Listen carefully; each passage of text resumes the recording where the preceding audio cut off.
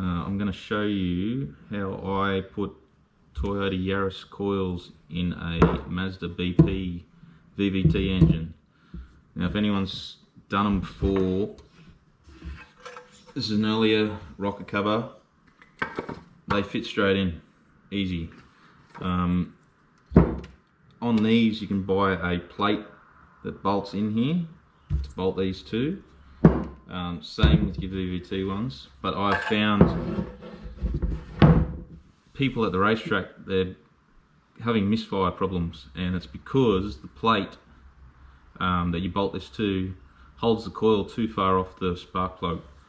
So I do it this way so I don't have any of them problems, and I'm going to show you how. On the VVT one, I've already done it on this one, and I've got another one to show you, but the holes in here are smaller and these won't physically fit down in there, so you have to die grind. I use die grinder to die grind these out to start with so these fit down.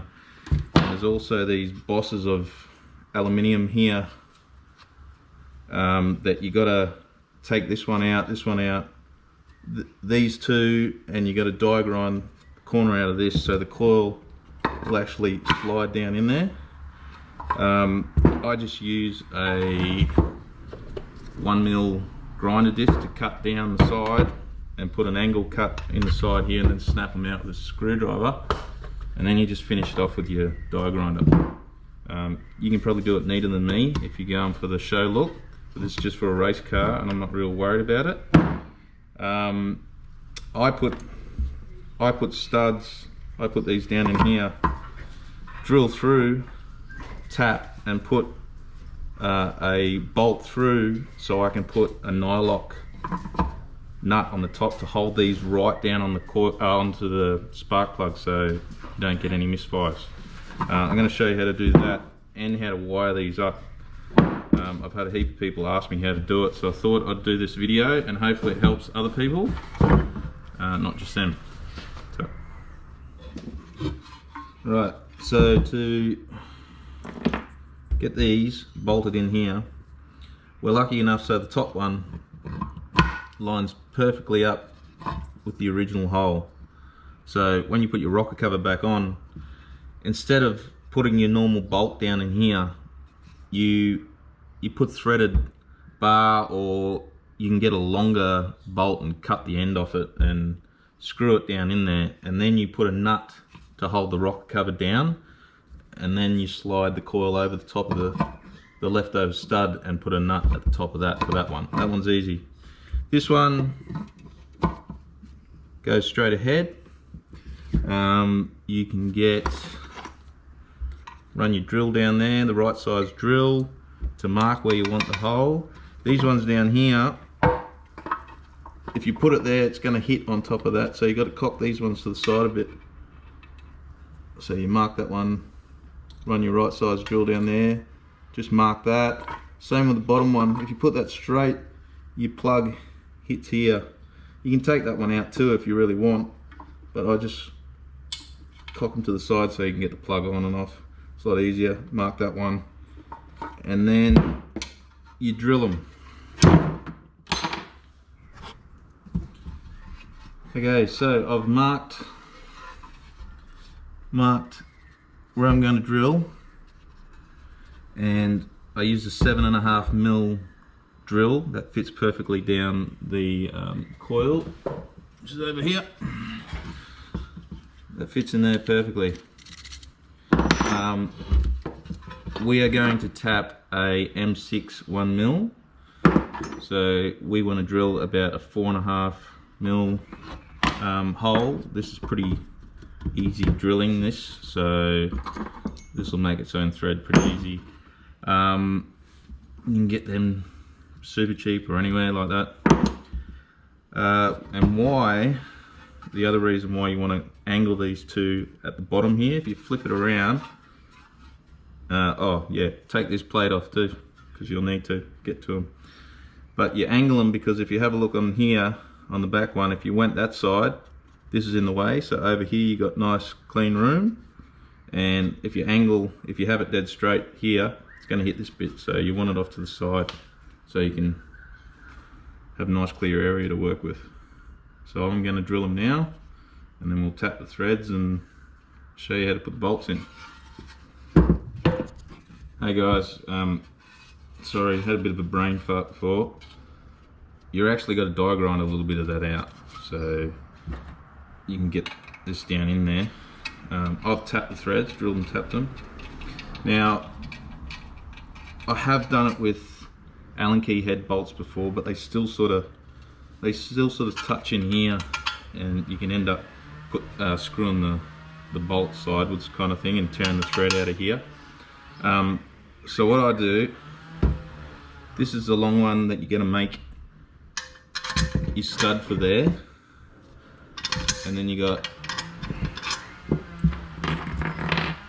3 shorter ones here. Now what I do is put them in a rag in your vise, so you can put the nuts on them as well if you want. Hold them in the vise and run a hacksaw blade through here, probably down about 2 or 3 mil, just so you can get a screwdriver into them. And then on the grinder, I grind this round, so it's just enough to seal, to hold the bolt from going through, and to seal around here. So when you put Loctite on here, it still has a seal and it stops, doesn't pull through.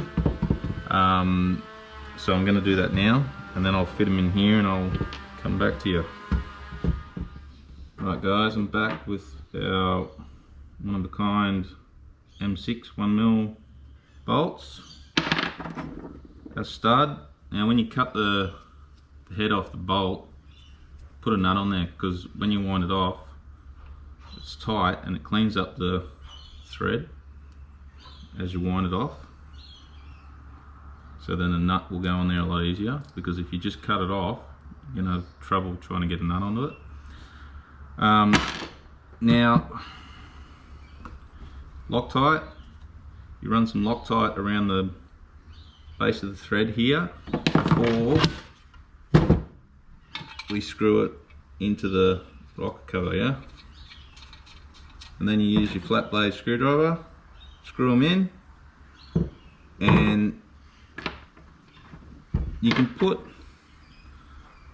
it helps seal it if you put Loctite on the nut as well when you tighten up on the other side. Helps seal in there so oil won't come through. I'll do that and then I'll be back to you. Okay guys, I probably shouldn't have been showing you this type of nut before, because what you want to do is down the bottom here where the thread meets there, that's where you put your Loctite, if there's any left. There you go. So you put your Loctite down the bottom, because if you put it on the nut, by the time you get down there, there's going to be none left on it anyway. But I use one of these without the sawtooth type locking thing, if you can see it, with the flat bottom, because that helps seal on the aluminium, so no oil will come through as well when you do it up.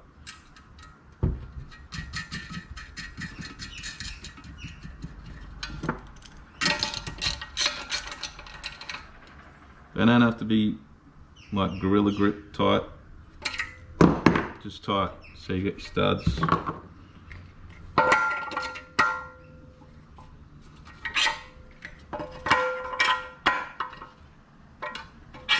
All fit. Now, if you're lucky enough to have one of these rocker covers, you can skip all those steps with cutting out the bosses and that, you're lucky. But I hope that helps everyone get their coils and their BP. I'm going to follow up with the wiring of these things as well. Make sure you give this a very good clean. You might even want to undo these other plates, wash it all out properly, because you don't want any of that aluminium getting through your motor. There you go guys, hope I helped. One other thing I should have told you is when when you put these down on the spark plug, they'll sit off the rocker cover, alright? So they'll sit about there. Use a nylock nut and put it on there. You don't have to, if you keep tightening down, you're going to crack your coils through here, because it bottoms out on the plug, and then you keep tightening, it's going to try to tilt the coil and then snap through here. So all you really have to do, because it's a nylock nut, you only have to, you push that down as hard as it'll go, and you'll take this down just till you can feel that not wriggling around, and once it's there, that's all you need to do, because if you keep going, you'll snap your coil through here. Trust me, ask me how I know. So you only just use an eye lock. It's not going to come loose. It's only there to hold the coil from coming off the spark plug. Cool. Right, guys. So now we have our flash sexy rocker cover. And the blue so it goes faster. Now we're gonna wire them up, yeah? Now, I've been an auto electrician for a long time, and you try to explain to people how to wire things up and show them one of these, and you get this base. So I've tried to do it a bit simpler. I hope you can understand it. So you can all see that. Hopefully you can. This is your battery. This is your ignition switch and your ECU to control the coils. Now, your standard coils are wired up. Positive comes up here, through your ignition switch, through to your coil, which would usually be here. And then your ground or negative would come to one of the pins at your standard coils, and then your ECU, because our cars run wasted spark, they fire 1 and 4 together and 2 and 3 together. Now these colors can change in our cars depending on what model. This one is black and white for the power feed, black for ground, and for coil 1 on your standard car would be brown and yellow, and coil 2 would be brown. But now we're making it 1-4 brown and yellow, and 2-3 brown. That will change. You can look it up, your wiring diagram, but you'll probably have that face that I showed you before. But once you work out these other two, you can do it with a test light as well. It's easy to find that one because there's only 3 wires. Now, this is looking into the coil, or looking into the back of the plug. I'm not going to give you the colors of the plug because there's aftermarket versions of these with different colors. Standard Toyotas have different colors, but if you go off the pins you can't go wrong. So it's looking that way into the plug and looking into the coil. Your pin, this pin here, looking that way, is your ground. This pin here is your trigger. This one's not used, you can get rid of that. And this one here is your power feed. Now, usually I'd hook this up here, and you can do that. But I have found in some cars that you're getting voltage drop to the coils, which will make your spark weaker and cause a misfire as well.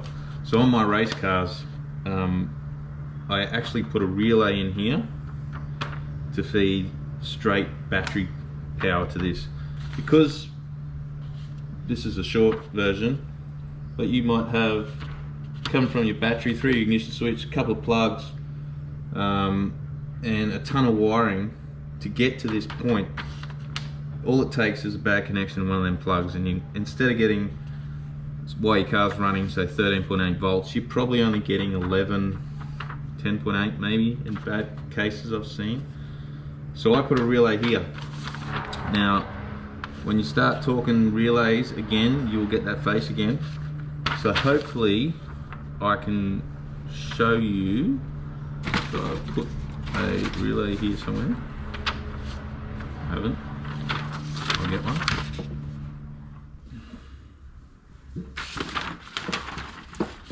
Right, so we've got our relay, and all the relay is a electronically controlled switch, pretty much. So to take the load off your toggle switch or ignition switch or fan switch or anything like that.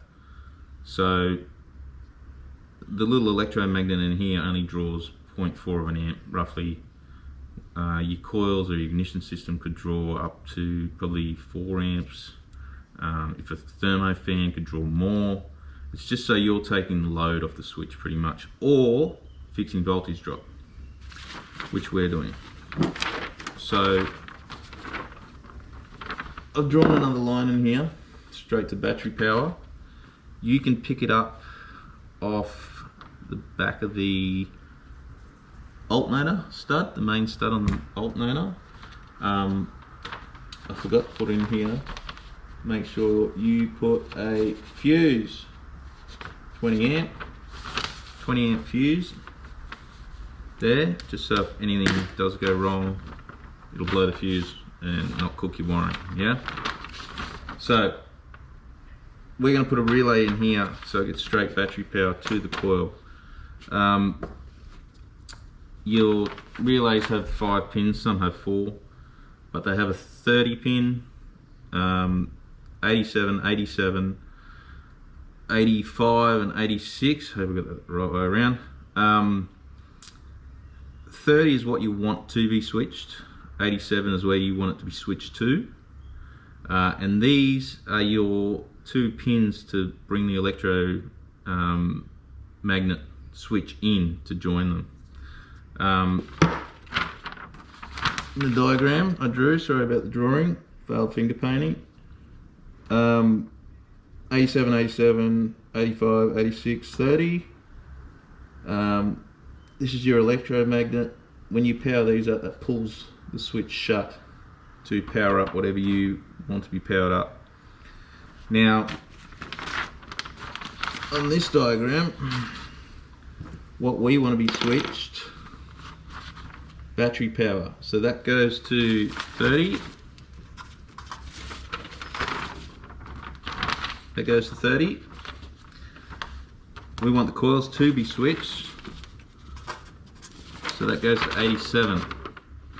We still have our ignition, our standard ignition wire here. Now it doesn't matter which way you go around, but that can go to 86. And then what we want on the other side, your 85,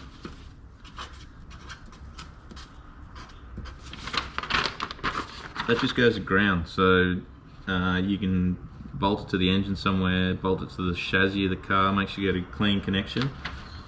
So when you turn the standard ignition switch on, it powers up that, pulls the relay in, and then you're getting straight battery voltage to the coils. So when it's running, you will be getting charge voltage to them. You won't have any voltage drop, so you're going to have better spark.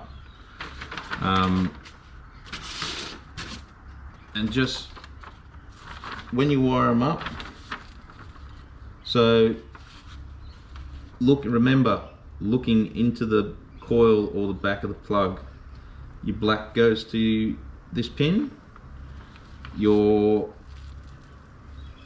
1,4 goes to that pin. That's your trigger wire from the ECU. Now all you're doing is doubling these up. So that's cylinder 1, that's cylinder 4. If you're doing this wire, that would be cylinder 2, that would be cylinder 3. Same thing. And this is your battery feed wire or your ignition feed wire. This one isn't used, so just cut that off and tape it in. Don't join it to anything, just tape it in the loom. make sure you solder these, not crimp them, because sometimes when you crimp them you can actually cut the wire and you'll be trying to find a misfire and you'll be looking through it, and it's when you've crimped it you would have crimped too hard and cut the wire on some crimp pliers. Hope this helps. Hope I explained it good enough. Not very good at this stuff, but hope it helped you guys, and good luck with your Yaris coil conversion.